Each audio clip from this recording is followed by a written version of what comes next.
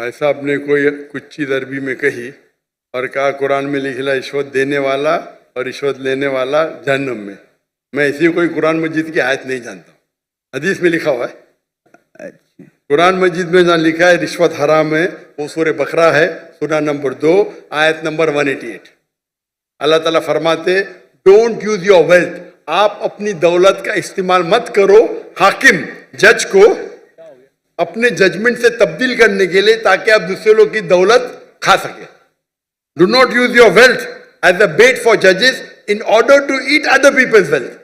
ये कुरान की आयत है, सूरह बकरा सूरह 2 आयत नंबर 188। ये जो बोले रिश्वत लेने वाला देने वाला नार में है, हदीस है, कुरान की आयत नहीं। जी सॉरी सर। आप समझे ना? जी सर। तो अरबी में आपने क्या बोला मैं समझा नहीं। हदीस में आता है, कुरान में भी रिश्वत हराम है, हदीस में भी आता है, लेकिन ये हदीस में कहा नहीं निकले